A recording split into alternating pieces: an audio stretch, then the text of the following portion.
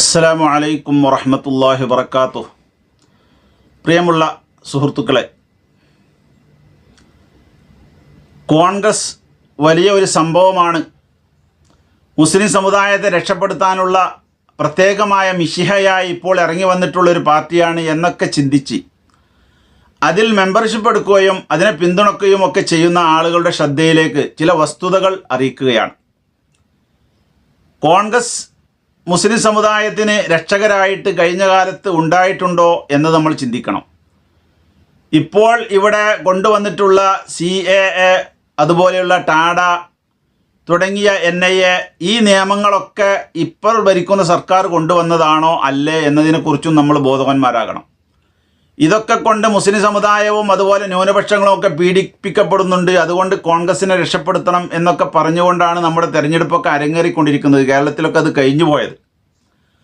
എന്നാൽ ഈ നിയമങ്ങളൊക്കെ മുമ്പ് കൊണ്ടുവന്നത് കോൺഗ്രസ് സർക്കാരാണ് എന്ന കാര്യം നമ്മൾ ഓർക്കരുത്. ഇത് കോൺഗ്രസിനെ എതിർക്കാൻ വേണ്ടിയല്ല പറയുന്നത്, വസ്തുതകളിലേക്ക് ശ്രദ്ധ തിരിക്കാൻ വേണ്ടി മാത്രമാണ് പറയുന്നത്. നമ്മുടെ രാജ്യത്ത് ഒരുപാട് കലാപങ്ങൾ ഉണ്ടായിട്ടുണ്ട്. ആ കലാപങ്ങളെക്കുറിച്ച് നമുക്ക് ചിന്തിച്ചു നോക്കിയാൽ അന്നൊന്നും ഭരിക്കുന്നത് ഇപ്പോൾ ഭരിക്കുന്ന പാർട്ടിയല്ല, ഈ സംഘശക്തികളോ ഈ കാവ്യശക്തികളോ ഒന്നുമല്ല. എന്നിട്ട് അതിൽ പ്രതികളാക്കപ്പെട്ട മുസ്ലിങ്ങൾ ഇന്നും ജയിലുകളിൽ കിടക്കുകയാണ് നിരപരാധികളായിട്ട്. അവരെ മോചിപ്പിക്കുന്നതിനെക്കുറിച്ചൊന്നും ഒരു ചർച്ചയില്ല. അതേസമയം ഇവിടെ സമരത്തിൽ ഇപ്പോഴും കേസ് പിൻവലിക്കാത്തതിൻ്റെ പേരിൽ ബേജാറിലാണ്. അവയൊക്കെ പ്രശ്നം തന്നെയാണ്. ഇവിടെ നമ്മൾ ചിന്തിക്കേണ്ടത് മുസ്ലിം കോൺഗ്രസ്സുകാർ അവരൊന്ന് ഉണർന്ന് ചിന്തിക്കണമെന്നാണ്. മുസ്ലിമായ ഒരാൾ എന്തിനാണ് കോൺഗ്രസ്സിൽ പ്രവർത്തിക്കുന്നത്? കേവലം വോട്ട് യന്ത്രമായി ഇവർക്ക് വോട്ട് കുത്തിക്കൊടുക്കാൻ വേണ്ടിയാണോ? ഈ കാര്യം ചോദിക്കുമ്പോൾ നിങ്ങൾ കോൺഗ്രസ് വിരോധിയാണ് എന്ന് വിലയിരുത്തരുത്. രാഷ്ട്രീയ പാർട്ടികളിൽ പിന്നെയും താല്പര്യമുള്ള ഒരു പാർട്ടി അതായിരുന്നു ബാബരി മസ്ജിദ് തകരുന്നതിന് മുമ്പ് വരെ.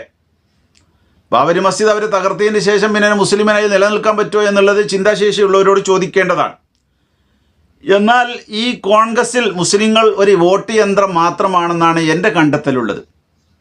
ഉദാഹരണമായിട്ട് മുസ്ലിങ്ങളും കൂടി പാർട്ടിയാണല്ലോ. മുസ്ലിങ്ങൾ എന്ന് പറഞ്ഞാൽ ഒരു 20 കോടിയോളം ഇന്ത്യയിലുണ്ട് എന്ന് പറയുന്നു. അതിൽ മഹാഭൂരിപക്ഷവും അണിനിരന്നിട്ടുണ്ടാവുക കോൺഗ്രസ് തന്നെയാണ്. കാരണം മുസ്ലിങ്ങൾക്ക് ചേരാൻ പറ്റിയ ഒരു വർഗീയ പാർട്ടി അല്ല എന്ന് വിലയിരുത്തപ്പെട്ട, കേൾക്കപ്പെട്ട, പ്രവർത്തന രംഗത്തതാണോ അല്ലേ എന്നുള്ളത് വേറെ, ഒരു പാർട്ടി കോൺഗ്രസ് ആയതുകൊണ്ട് മഹാഭൂരിപക്ഷവും അതിൽ തന്നെയാണ് ഉണ്ടാവുക. ഇങ്ങനെയുള്ള ഒരു 20ഓളം കോടി ജനങ്ങളെ പ്രതിനിധീകരിക്കുന്ന ഒരു പാർട്ടി, എല്ലാവരും കോൺഗ്രസ്സുകാരല്ലെങ്കിലും അവരെ പ്രതിനിധീകരിക്കുന്നുണ്ടല്ലോ. 20 കോടി മുസ്ലിങ്ങളെയും കോൺഗ്രസ് പ്രതികരിക്കുന്നു, ബാക്കിയുള്ളവരൊക്കെ പ്രതികരിക്കുന്നു. ഇന്ത്യയിലെ ഓരോ രാഷ്ട്രീയ പാർട്ടിയും ഇന്ത്യയിലെ ജനങ്ങളെ മുഴുവനും പ്രതിനിധീകരിക്കുന്നവരാണല്ലോ. അപ്പോൾ അന്നലക്ക് മുസ്ലിങ്ങൾക്ക് ഇതിൽ എന്ത് പ്രാധാന്യമാണുള്ളത്? ഏറ്റവും പ്രശ്നമുള്ള ഈ സമയത്ത് പ്രത്യേകിച്ച്, കാരണം ഇസ്ലാമിനെ രക്ഷിക്കാൻ വേണ്ടി കോൺഗ്രസിനെ നമ്മളൊക്കെ പിന്തുണക്കാൻ വേണ്ടി രംഗത്തിറങ്ങിയ ഈ സമയത്ത് യന്ത്രങ്ങൾ മാത്രമായിട്ട് മുസ്ലിങ്ങളെ കോൺഗ്രസിൻ്റെ പാർട്ടി മാറ്റിയിരിക്കുകയാണ്. നമുക്കറിയാം, മഹാരാഷ്ട്ര, ആന്ധ്രാപ്രദേശ്, ഛത്തീസ്ഗഡ്, മധ്യപ്രദേശ്, രാജസ്ഥാൻ, ഗുജറാത്ത്, തെലുങ്കാന, തമിഴ്നാട് എന്നീ വലിയ 8 സംസ്ഥാനങ്ങളിൽ ഇപ്പോൾ കോൺഗ്രസ് പ്രഖ്യാപിച്ച സ്ഥാനാർത്ഥി ലിസ്റ്റ് നോക്കുമ്പോൾ ഒരു മുസ്ലിം പോലുമില്ല. ഇവിടെ ഒന്നും മുസ്ലിങ്ങൾ കോൺഗ്രസ് പ്രവർത്തിക്കുന്നില്ലേ? അപ്പോൾ ഈ വോട്ട് ചെയ്താൽ മാത്രം മതി, അവർക്ക് സ്ഥാനങ്ങളും മാനങ്ങളും MP സ്ഥാനം MLA സ്ഥാനം ഒന്നും വേണ്ട എന്നാണോ തീരുമാനം? ഇതിന് മറുപടി പറയേണ്ടത് ഇപ്പോഴും കോൺഗ്രസിൽ അംഗമാകുന്ന, അതിലേക്ക് ക്ഷണിച്ചുകൊണ്ടിരിക്കുന്ന കോൺഗ്രസ്സുകാരാണ്. എന്നുവെച്ചാൽ കോൺഗ്രസിനെ എതിർക്കാനോ തകർക്കാനോ അവരെ നിരുത്സാഹപ്പെടുത്താനോ അല്ല. ഈ പാർട്ടിയെ ശുദ്ധീകരിച്ച് എല്ലാവർക്കും പ്രാതിനിധ്യമുള്ള, ഭരണത്തിലും വോട്ടവകാശത്തിലും അതുപോലെ അധികാരത്തിലും ഒക്കെ ഒരുപോലെ പ്രാതിനിധ്യമുള്ള ഒരു പാർട്ടിയാക്കി ഇതിനെ മാറ്റിയെടുക്കണം. ഇത് പുറത്തുള്ള മുസ്ലിങ്ങളോട് പറഞ്ഞിട്ട് കാര്യമില്ല, കോൺഗ്രസിൽ അംഗത്വമെടുത്ത മുസ്ലിങ്ങളോട് പറഞ്ഞിട്ടേ കാര്യമുള്ളൂ. അതുകൊണ്ട് അവർ ശ്രദ്ധിക്കേണ്ട ഒരു വിഷയമാണിത്. പിന്നെ കേരളത്തിൻ്റെ കാര്യം തന്നെ ഏത് കാലത്ത് പരിശോധിച്ച് നോക്കിയാലും ഒരു ജയിക്കുമെന്ന് ഉറപ്പുള്ള ഒരു സീറ്റ് മുസ്ലിങ്ങൾക്ക് അവർ കൊടുക്കാറില്ല. കാസർഗോഡ് കൊടുക്കും, അത് ഇതുവരെയും മുമ്പൊന്നും ജയിക്കലുണ്ടായിരുന്നില്ല. അബദ്ധത്തിൽ കഴിഞ്ഞ തവണത്തെ വയനാട് സുനാമിയിൽ അവർ ജയിച്ചു പോയതാണ്. അതുപോലെ അബദ്ധത്തിൽ ജയിക്കുന്ന ഒരു തലേക്കുന്നിൽ ബഷീർ എന്ന് പറയുന്ന ഇസ്ലാമിക സമൂഹത്തോട് ഒരു താല്പര്യമില്ലാത്ത ഒരാളെയാണ് സ്ഥാനാർത്ഥിയായി കൊടുക്കുക. ഇപ്പോൾ ആകെ കൊടുത്തത് ഒരു ഷാഫി എന്ന് പറയുന്ന അദ്ദേഹം ആ മണ്ഡലത്തിൽ ജയിച്ചാൽ അവിടെ ഒരു തെരഞ്ഞെടുപ്പ്, അദ്ദേഹത്തിന് നിയമസഭാ തെരഞ്ഞെടുപ്പ് വരും, അവിടെ BJPക്ക് കടന്നു കയറാൻ ഏറ്റവും സാധ്യതയുള്ള ഒരു സീറ്റ് കൊടുത്തു. അപ്പോൾ കേരളത്തിൽ ആകെ ഒന്ന് കൊടുത്തത് ആ സ്ഥാനാർത്ഥിക്കാണ്, അദ്ദേഹത്തിനാണ്. എന്നുവെച്ചാൽ കേരളത്തിലുള്ള 30% മുസ്ലിങ്ങളെ പ്രതിനിധീകരിക്കുന്ന ഒരു പാർട്ടിയാണ് കോൺഗ്രസ്. ആ കോൺഗ്രസ് പാർട്ടി ഇവിടെ കൊടുത്തത്, ഇനി പരാതി ഉണ്ടാവും, അവസാനമാണ് ആ സീറ്റ് തന്നെ വന്നത്. അല്ലെങ്കിൽ ഇനിയിപ്പോൾ ആരെ കൊടുക്കുമെന്ന് വിചാരിച്ചിട്ട് ആ ആശങ്കയിലായിരുന്നു. സിറ്റിംഗ് സീറ്റിൽ നിലവിലുള്ളവർ മത്സരിക്കണം എന്നാണല്ലോ. മുമ്പൊക്കെ ഉണ്ടായിരുന്ന ഒരു പെണ്ണായിരുന്നു. ഇസ്ലാമിക സമൂഹത്തോടെ അതിന് പ്രതിബദ്ധത ഉണ്ടോ എന്നുള്ള വേറെ വിഷയം. ഏതായാലും അവിടെ പരാജയപ്പെട്ടതാണ്. അവിടെ സിറ്റിംഗ് സീറ്റില്ല. അവിടെ ഒരു മുസ്ലിമിനെ നിർത്തണോ അല്ലെ വേറൊരു നിർത്തണോ എന്ന ആശങ്കയിൽ അവസാനം തീരുമാനിച്ചതാണ് അവിടെ കൊണ്ടുപോയി നിർത്തുക എന്നുള്ളത്.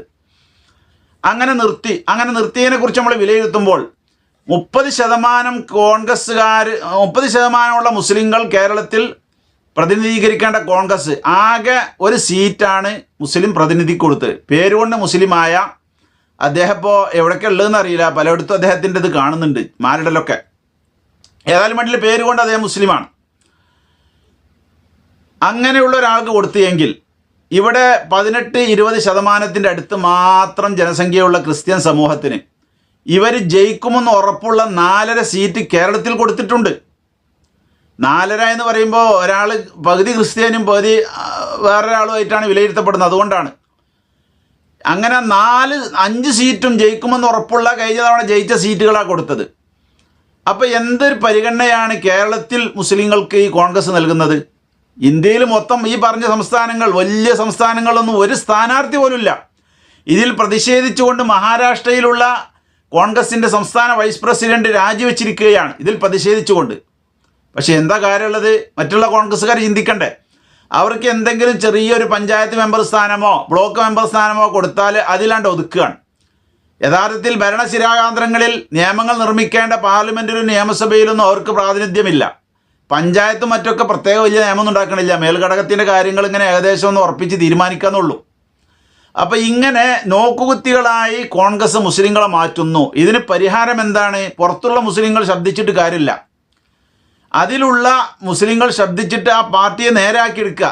30% പ്രാതിനിധ്യം കേരളത്തിലുണ്ട് എങ്കിൽ 30% സീറ്റ് അവർക്ക് വേണമെന്ന് പറയാം.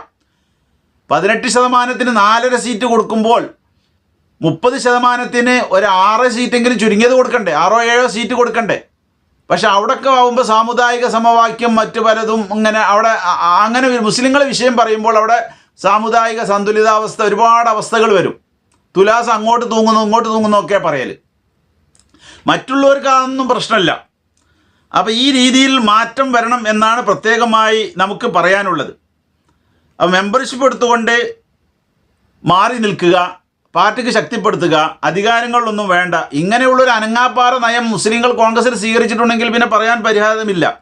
ഇത് പറയുമ്പോൾ കോൺഗ്രസിനെ എതിർക്കല്ല. കോൺഗ്രസിൽ മുസ്ലിങ്ങളുടെ പ്രാതിനിധ്യം ഉറപ്പുവരുത്തണം.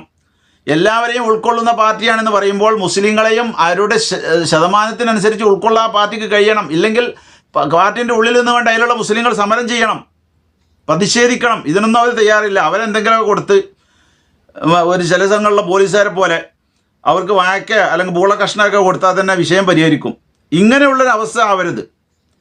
ഇങ്ങനെയുള്ള കോൺഗ്രസ്സിൽ നമ്മുടെ കാര്യങ്ങൾ അവതരിപ്പിക്കാൻ, മുസ്ലിം സമുദായത്തിൻ്റെ വിഷയങ്ങൾ പറയാൻ എന്ത് പ്രതീക്ഷയാണുള്ളത്? ആരാണത് കേൾക്കാനുള്ളത്? ഭരണതലങ്ങളിൽ ആരുമില്ല.